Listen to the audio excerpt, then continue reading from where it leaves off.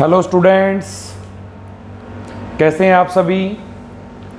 So students, आज हम start करेंगे हमारा चैप्टर नंबर 14 ट्रायल बैलेंस इन 11th अकाउंटेंसी।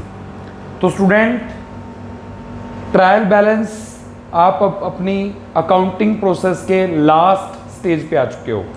तो एक बार अकाउंटिंग प्रोसेस को भी रिपीट करते हैं। फर्स्ट ऑफ ऑल हम क्या करते हैं, we identify the financial transaction. हम फाइनेंशियल ट्रांजैक्शंस को आइडेंटिफाई करते हैं। सेकेंडली प्रिपरेशन ऑफ वाउचर, उसके बाद हम वाउचर प्रिपेयर करते हैं।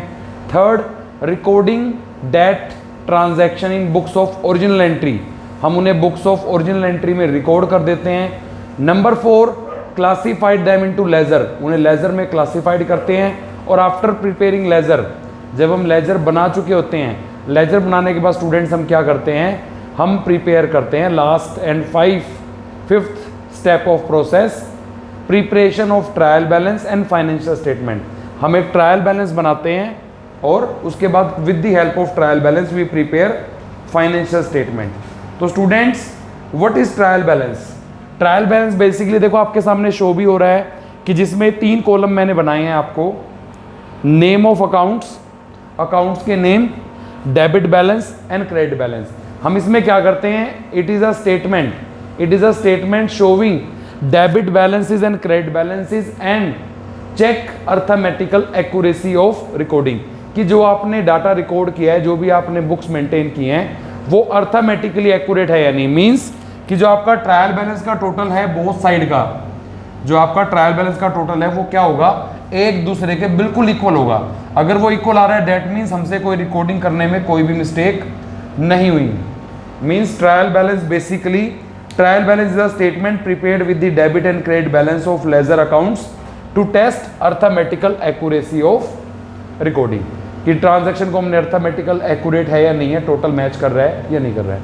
तो स्टूडेंट, नेक्स्ट क्वेश्चन आता है कि हम ट्रायल बैलेंस को बनाएंगे कैसे।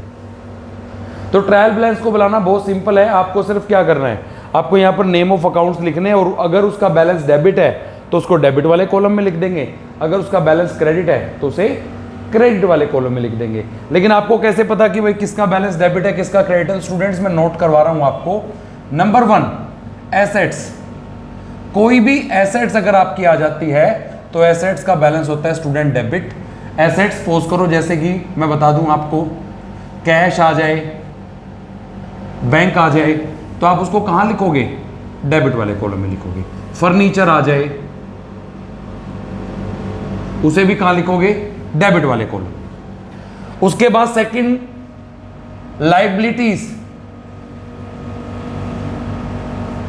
लायबिलिटीज का बैलेंस स्टूडेंट होता है क्रेडिटर, क्रेडिट, लाइक क्रेडिटर्स आ जाएं, बिल्स पेबल आ जाए, लोन आ जाए, आप उसे कहां लिखोगे, क्रेडिट साइड। लायबिलिटीज को लिखेंगे किस side students, credit side. Number 3, capital, capital को लिखेंगे क्रेडिट साइड। नंबर 4, ड्रॉइंग्स को लिखेंगे students debit side. Number 5, expenses and losses, इसको लिखेंगे debit side. Number 6, income and gains, लिखेंगे क्रेडिट साइड। ये तो बेसिकली हो गए हमारे। इसके अलावा कुछ मैं अदर्स हैं जो आपको लिखवा रहा हूं। ओपनिंग स्टॉक डेबिट में आएगा। इन्वेस्टमेंट डेबिट में आएगी, बिकॉज इन्वेस्टमेंट हमारी क्या होती है, एसेट्स। बैंक ओवरड्राफ्ट क्रेडिट में आएगा, बिकॉज वो आपकी क्या होती है, लायबिलिटी। इस तरह से आपको क्लासिफाइड कर दोगे कि जो भी लेजर का अकाउंट डेबिट बैलेंस का होता है उसका नाम लिखेंगे और उसका अमाउंट लिख देंगे डेबिट वाले कॉलम में। जो भी लेजर का अकाउंट क्रेडिट बैलेंस का होता है, नाम लिखेंगे और पैसा लिख देंगे क्रेडिट में, और लास्ट में डेबिट का टोटल कर देंगे और क्रेडिट का टोटल कर देंगे। और डेबिट और क्रेडिट का टोटल बिल्कुल इक्वल आना चाहिए। डेट मीन्स अगर वो इक्वल आता है मीन्स हमारी जो रिकॉर्डिंग है वो ठीक से हुई है, हमें उसमें कोई भी गलती हमसे नहीं हुई। तो स्टूडेंट्स इसमें बेसिकली जो आपको प्रिपेयर करना है ट्रायल बैलेंस, वैसे देखा जाए trial balance is the not the part of double entry system.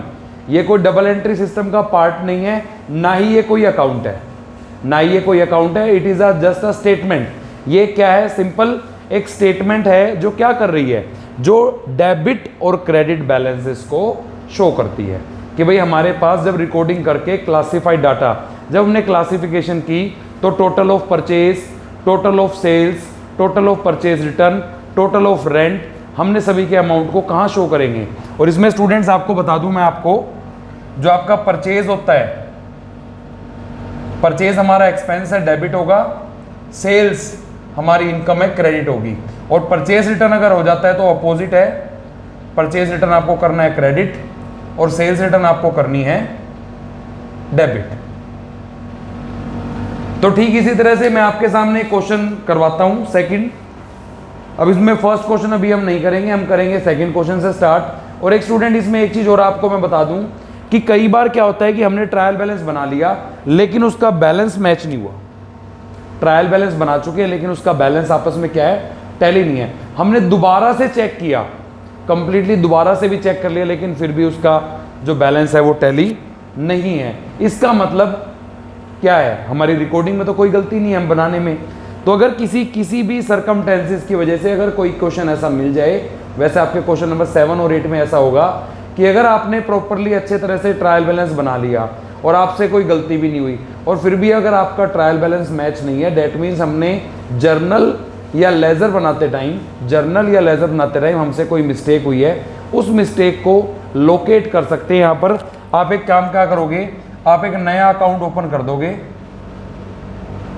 Suspense account, और ये सस्पेंस अकाउंट का जो बैलेंस है वो किस में जाएगा स्टूडेंट्स, ये सस्पेंस अकाउंट का बैलेंस अगर यहाँ पर कमी है तो यहाँ पर लिख दोगे, यहाँ कमी है तो यहाँ पर लिख दोगे, लेकिन दोनों में से कमी होगी सिर्फ कहाँ पर, एक ही जगह पे।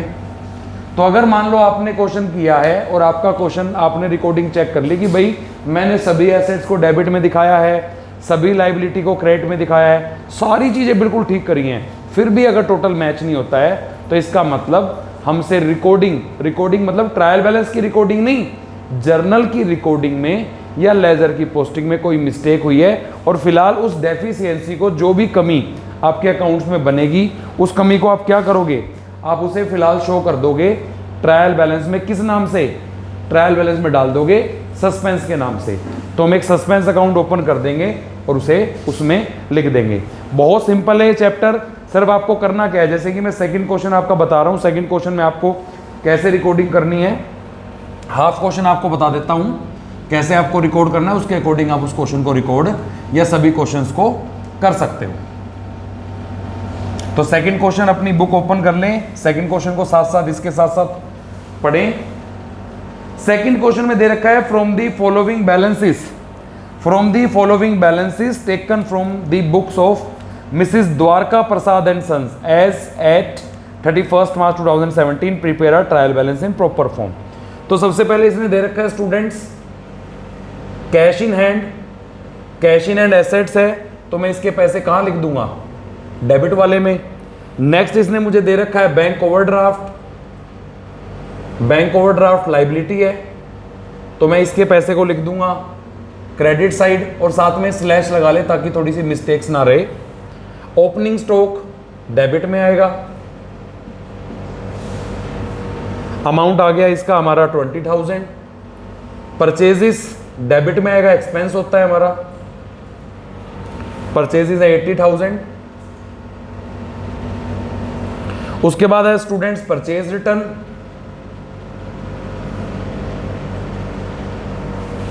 परचेज रिटर्न्स आ गए हमारे 2000 के, परचेज रिटर्न आएंगे क्रेडिट में।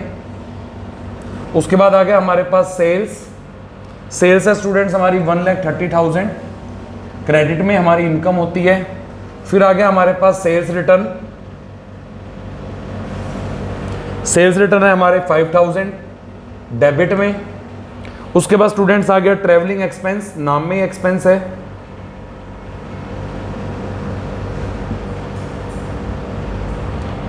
ट्रैवलिंग एक्सपेंस डेबिट में 1800। उसके बाद आ गया student discount allowed. Discount allowed जो होता है हमारा वो हमारा एक्सपेंस है डेबिट में 600। डिस्काउंट रिसीव्ड ये हमारी इनकम है, ये आएगा क्रेडिट में, एंड सो ऑन। इसी तरह से सारी चीजें मैं आपको और बता देता हूं। उसके बाद नेक्स्ट है इसमें मशीनरी एसेट्स है, डेबिट में लिखेंगे। लैंड एंड बिल्डिंग एसेट्स है डेबिट। डेटर्स एसेट्स है डेबिट। क्रेडिटर्स लाइबिलिटी है क्रेडिट। बिल्स रिसीवेबल एसेट्स है डेबिट। एक चीज और देखे बेटा, बिल रिसीवेबल मींस इसको शॉर्टली बोलते हैं बीआर, बिल रिसीवेबल, और एक इसका अपोजिट है हमारा बिल्स पेबल। बिल्स पेबल को बीपी और बिल रिसीवेबल को बीआर शॉर्टली बोलते हैं। बिल रिसीवेबल हमारी एसेट्स होती है, बिल्स पेबल हमारी लाइबिलिटी होती है। बिल रिसीवेबल डेबिट एसेट्स है, बिल्स पेबल क्रेडिट लाइबिलिटी है, capital credit, drawings debit, rent. अब देखो एक चीज और, अब कुछ चीजें ऐसी भी होती हैं जो इनकम भी होती हैं और एक्सपेंस भी, लाइक रेंट, कमीशन, इंटरेस्ट। तो उस केस में स्टूडेंट्स हमें क्या करना है, अगर हमें मेंशन ना हो रेंट रिसीव्ड या रेंट के बाद कोई क्रेडिट वर्ड, अगर कुछ भी क्लियर मेंशन ना हो तो हम उसे एक्सपेंस मानते हैं।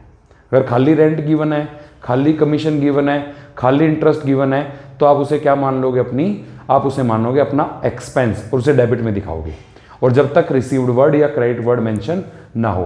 तो रेंट एक्सपेंस है डेबिट, सैलरीज एक्सपेंस है डेबिट। लोन मैंने पहले भी बताया था, लोन हमारा क्रेडिट लाइबिलिटी होती है क्रेडिट। इंटरेस्ट ऑन लोन, हमने जो लोन लिया था उस पर इंटरेस्ट हमें देना पड़ेगा, तो लोन का इंटरेस्ट डेबिट होता है एक्सपेंस। लेकिन अगर इन्वेस्टमेंट का इंटरेस्ट मिल जाए आपको, इंटरेस्ट ऑन इन्वेस्टमेंट, तो वो आपकी इनकम होगी, उसको आपको लिखना पड़ेगा क्रेडिट में। तो स्टूडेंट इस तरह से आपको एक क्वेश्चन करना है कंप्लीट। जैसे आप इसको क्वेश्चन को करोगे, इसका टोटल टैली करके देखो। पहली बात तो टोटल टैली होगा, अगर टैली नहीं होता है तो दोबारा से रीचेक करो, आपसे कहीं ना कहीं कोई मिस्टेक्स होगी।